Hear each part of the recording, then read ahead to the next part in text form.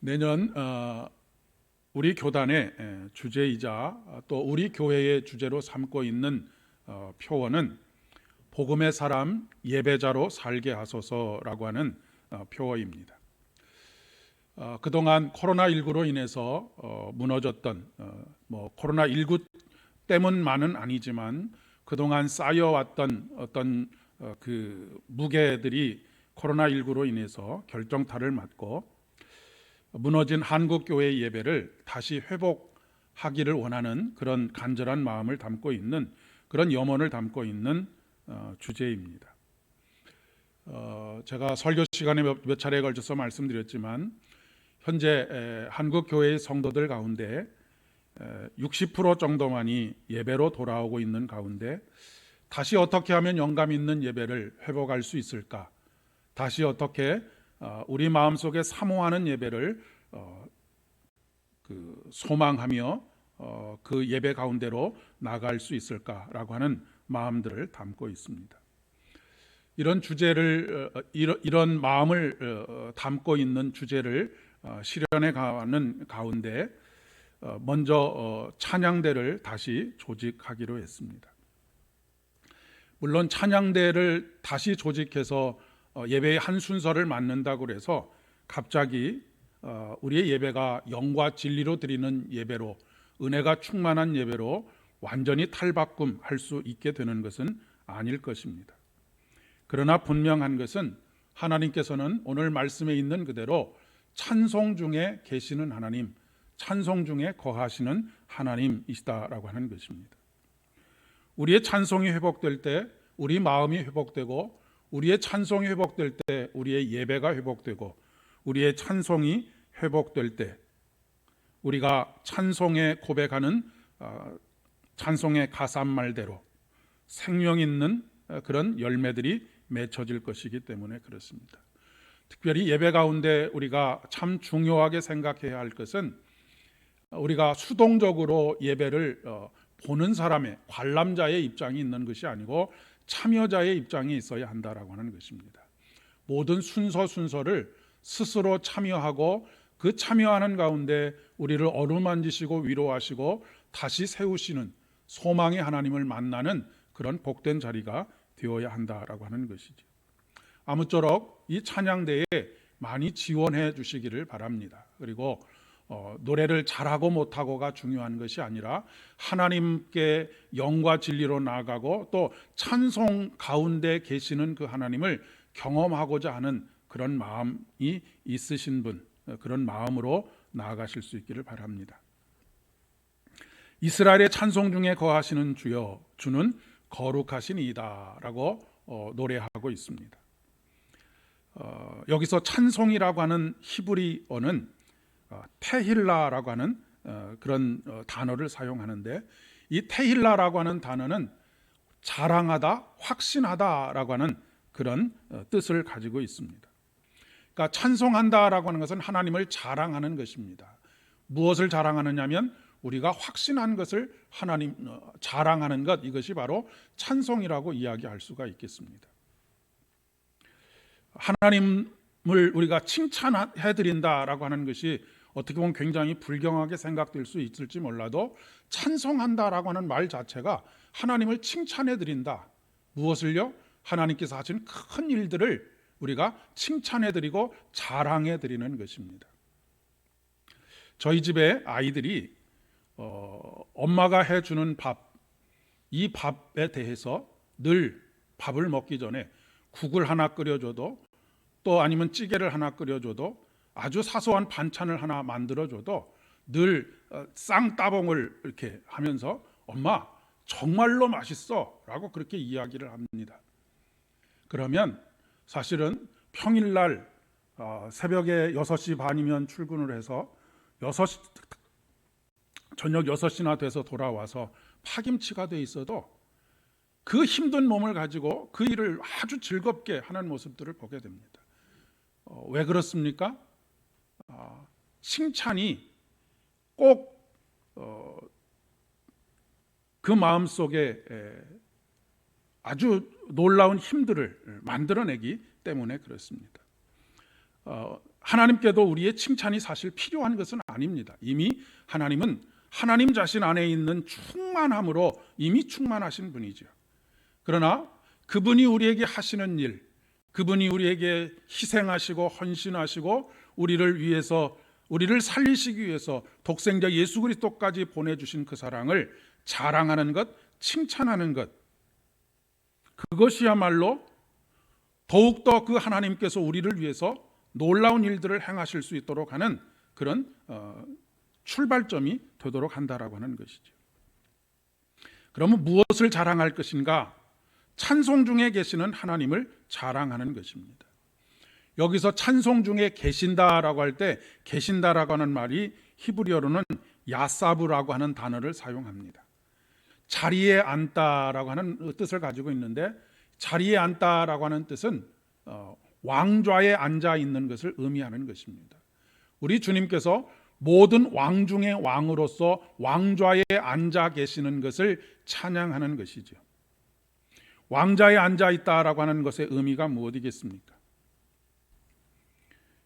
왕이 되셔서 이 땅의 모든 것들을 통치하시고 섭리하시고 그리고 그 일들을 아름답게 만들어가기 위해서 일하고 계시는 그 하나님, 그 놀라운 은혜의 하나님을 찬송하는 것이죠. 여기서 중요한 한 가지 사실은 오늘 이스라엘의 찬송 중에 거하시는 하나님이라고 하는 이 고백 속에 이스라엘의 찬송은 고난 중에 이루어진 찬양이라고 하는 것입니다. 고난 중에 있는 우리와 함께 계시고 은혜와 사랑을 베푸셔서 마침내 구원을 베풀어 주시는 그 하나님을 찬양하는 것입니다. 자랑하는 것이죠.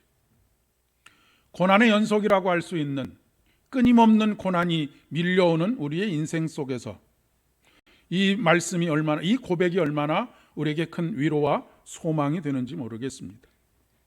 오늘 특별히 22편 1절과 2절의 말씀, 이 말씀은 예수님께서 십자가에 달려 돌아가실 때 하셨던 가상칠언, 십자가상에서 하셨던 7가지 말씀 중에 하나입니다.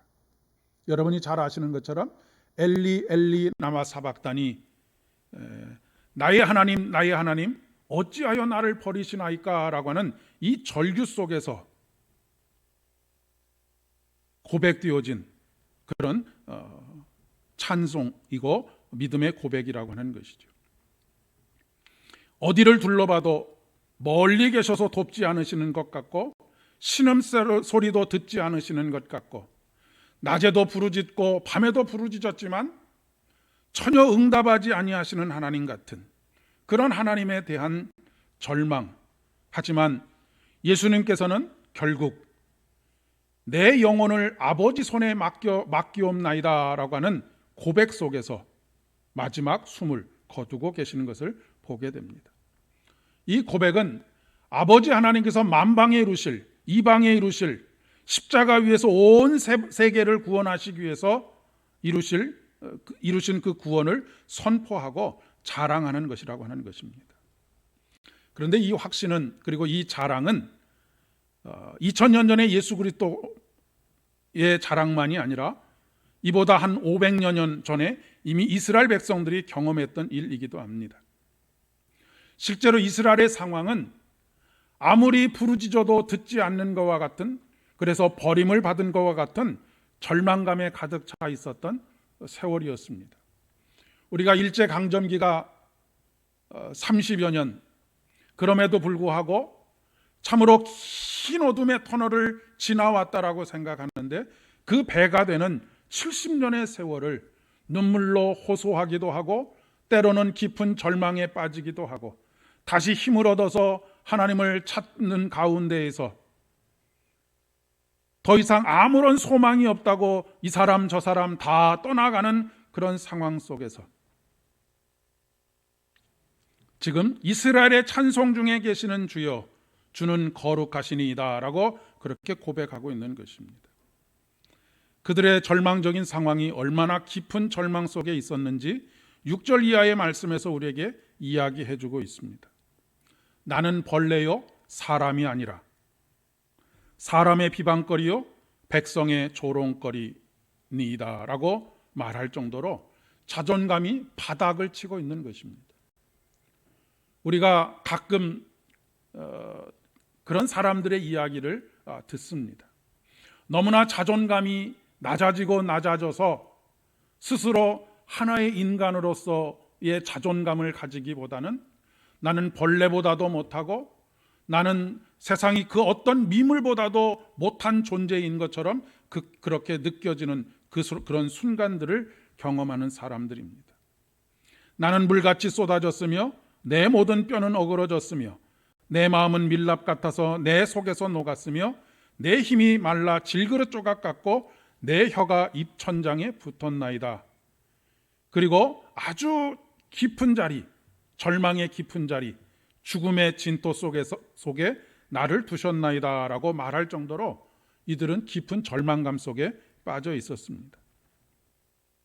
그런데 그들이 그런 상황에서 하나님을 신뢰하고 구원을 확신하며 이스라엘의 찬송 중에 거하시는 하나님, 그분이 얼마나 거룩하신 하나님이신지를 고백하고 있는 것입니다.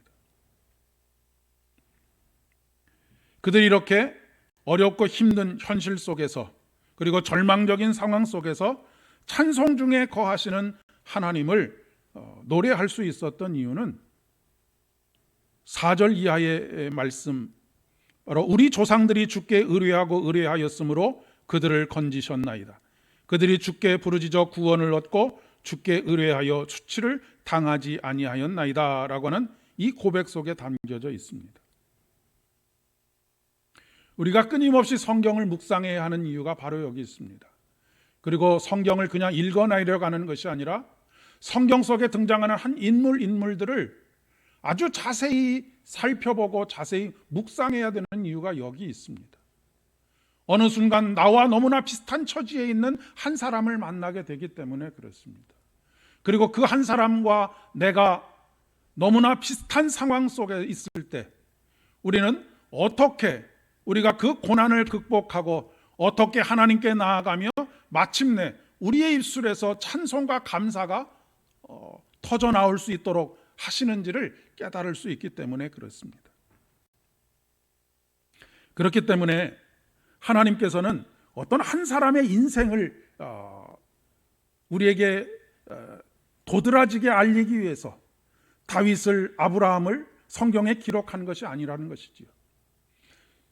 이 세상을 살아가는 모든 사람들이 그들의 삶의 지극한 고난 속에서 혹은 기쁨 속에서 하나님을 어떻게 만났고 하나님을 만나는 가운데 어떻게 그들의 영혼이 회복되어지고 다시 그들이 소망을 얻고 다시 그들의 마음속에 찬송이 넘쳐나게 되었는지 그런 것들을 우리에게 가르쳐주고 있기 때문에 그렇습니다. 여전히 우리 앞에는 수많은 난제들이 놓여 있습니다. 그러나 우리의 믿음의 조상들이 그러했던 것처럼 또 한국 교회의 믿음의 선배들이 그러했던 것처럼 하나님을 신뢰하고 환난 가운데 오히려 찬송하게 될 때에 찬송 가운데 임하시는 하나님의 은혜와 권능을 그리고 도우심을 얻게 될 것이고 마침내 승리하게 될 것이라고 하는 것입니다. 시인은 특별히 이스라엘의 찬송 중에 거하시는 주님이라고 노래하고 있습니다. 하나님께서 어디에 계신다고 말씀하십니까? 이스라엘의 찬송 중에 계신다라고 하는 것입니다. 우리가 어디에 있든지 어떤 문제를 가지고 괴로워하든지 어떤 문제로 인해서 고통을 받든지 우리가 찬양하기 시작하면 하나님께서 그곳에 계시다라고 하는 것입니다. 그곳에 그냥 계시는 것이 아니고 왕으로 좌정하고 계시다라고 하는 것입니다.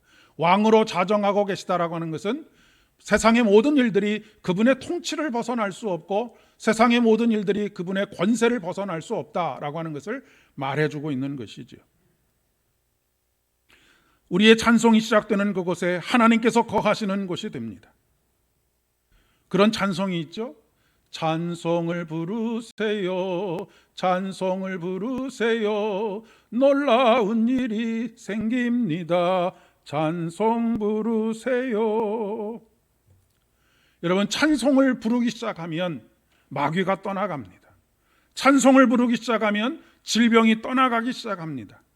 찬송을 부르면 우리의 마음속에 부정적인 생각과 낮은 자존감으로 인하여서 절망 가운데 사로잡혀 있었던 우리의 마음 속에 있는 모든 어두운 세력들이 떠나가게 되어져 있습니다. 우리의 우울한 감정들, 우리의 원망스러운 감정들이 다 떠나가게 됩니다. 하나님께서 그곳에 함께 하시기 때문에 그렇습니다. 우리가 기쁠 때 하나님을 찬양하지만 우리가 고난 중에 있을 때 하나님을 찬양하는 것도 참으로 옳은 일입니다. 보통은 어려울 때 기도하고 기쁠 때 찬양하라 라고 그렇게 말하지만, 기쁠 때나 즐거울 때나 고난 중에 있을 때나 언제나 찬양하고 언제나 기도해야 하는 것이 우리 신앙인들의 삶의 모습이라고 하는 것입니다. 환경이나 문제가 아직 바뀌지 않았어도 먼저 믿음으로 찬송하는 것입니다. 환경이나 문제가 아직 바뀌지 않았어도 먼저 믿음으로 결단하는 것입니다. 찬송할 수 없을 때 찬송하기 시작하면 하나님께서 우리의 마음을 바꿔주십니다. 찬송할 수 없는 환경에서 우리가 찬송하면 하나님께서 우리의 환경을 바꿔주십니다. 찬송할 수 없는 상황에서 찬송하면 하나님께서 우리의 삶을 바꿔주십니다. 여러분, 감사할 만한 일들이 있을 때 감사하는 것은 너무나 당연한 일이 아닙니까? 찬송할 수 있을 때 찬송하는 것은 너무나 당연한 일입니다. 누구나 할 수 있는 일이죠. 그러나 감사할 수 없는 상황에서, 찬송할 수 없는 상황에서 감사하고 찬양한다고 한다면 그곳에 하나님께서 함께 계시고 그분께서 다스리시는 하나님의 나라가 내 삶에 이루어지고 우리의 가정에 이루어지고 우리 교회에 이루어지고 우리의 일터에 이루어져서 그분이 통치하시는 그 섭리 가운데서 모든 것이 합력하여 선을 이루는 놀라운 일들 일어나게 될 것이다 라고 말씀하십니다. 여러분, 5만 원짜리 지폐가 있다고 한번 상상을 해보십시오. 돈을 꾸깃꾸깃 접어서 던졌다고 상상을 해보십시오. 그러면 여러분은 그 5만 원짜리를 주워 가시겠습니까? 아니면 그냥 지나가시겠습니까? 5만 원짜리가 반으로 찢어진 채로 땅에 떨어져 있다고 해서 그 5만 원짜리를 외면하고 지나가는 사람은 없습니다. 오물이 묻었다고 해서 그 돈의 가치가 훼손되는 것은 더더욱이 아니지요. 삶의 현장에 있는 우리들도 마찬가지입니다. 고난이 우리를 힘들게 하고 어렵게 할 수 있습니다. 수많은 고난과 아픔과 고통으로 인해서 가장 낮은 자리에 있다고 해서 하나님의 자녀로서의 우리의 존귀함이 훼손되는 것은 결코 아니라고 하는 것입니다. 우리의 가치가 결코 훼손은 되는 것 또한 아닙니다. 때로는 어떤 경우에 우리 인생이 저 사람은 실패자야 라고 하는 딱지가 붙어 있다 할지라도 내가 하나님의 자녀인 것을 잊지 말아야 합니다. 오늘 말씀 속에서도 사람들이 조롱하고 내가 믿는 하나님이 어디 있느냐 비아냥거릴 때도 낙심하지 말고 오히려 찬양하라고 말씀하십니다. 그리고 찬송 중에 거하시는 우리 주님께서 우리를 위해서 여전히 일하고 계시다라고 말씀하고 계십니다. 여러분, 찬송은 멀리 계신 것 같았던 하나님께서 내 곁에 계시는 것을 확신하게 되고 또한 자랑하게 되는 기회를 만들어 줍니다. 찬송은 나를 버리신 것 같은 상황에서 여전히 나를 위해서 일하고 계시는 하나님을 다시 만나게 되고 발견하게 하는 그런 은혜를 허락해 주십니다. 이번 한 주간도 하루를 찬양으로 시작하시고 찬양으로 마치시고 월요일을 찬양으로 시작하시고 일주일 내내 찬양 가운데 거하시는 하나님을 만나시고 그분을 세상 모든 사람들에게 자랑하시는 저와 여러분 되실 수 있기를 바랍니다. 영적으로 침체되어 있는 가운데 있는 분들이든지 아니면 한 단계 영적인 도약을 위해서 마음속으로 기도하고 있는 분이라고 한다면 다른 어떤 것보다도 찬양으로 하루를 시작하고 찬양 가운데 있고 또 찬양으로 하루를 마치실 수 있기를 바랍니다. 그래서 우리의 찬양 가운데 거하시는 우리의 왕 되신 하나님을 찬송하고 확신하고 세상 모든 사람들에게 선포하는 그리고 알리는 복된 삶을 살아가실 수 있기를 진심으로 축복합니다. 기도하겠습니다. 은혜가 풍성하신 참 좋으신 아버지 하나님, 이스라엘의 찬송 가운데 거하시는 우리 주님을 찬양합니다. 우리가 찬양하기 시작할 때 그곳에 하나님께서 함께 계시고 우리의 왕이 되셔서 우리의 모든 것을 다스리시며 섭리하시고 마침내 주님의 선을 이루실 줄을 믿습니다. 아버지 하나님, 인생에서 만나는 수많은 고난과 또한 질병과 또한 마음의 상처와 아픔과 고통들 속에서도 오히려 찬송할 수 있도록 은혜를 더하여 주옵소서. 아버지는 우리에게 찬송의 영을 허락하여 주셔서 매일 매순간 찬양하게 하시고 찬양이 우리의 기도가 되게 하여 주시오며 찬양을 통하여서 질병이 물러가게 하시고 사단이 물러가게 하시고 어둠이 물러가는 놀라운 역사들이 나타날 수 있도록 은총을 더하여 주시옵소서. 아버지 하나님, 참으로 찬송 가운데 거하시는 우리의 하나님을 확신하며 이번 한 주간도 찬양으로 시작합니다. 아버지 하나님, 놀라운 역사들을 허락하여 주시옵고 우리의 환경을 바꿔주시며 우리의 마음을 바꿔주시고 우리의 삶을 바꿔주시옵소서. 모든 말씀 예수님의 이름으로 간절히 기도드립니다. 아멘.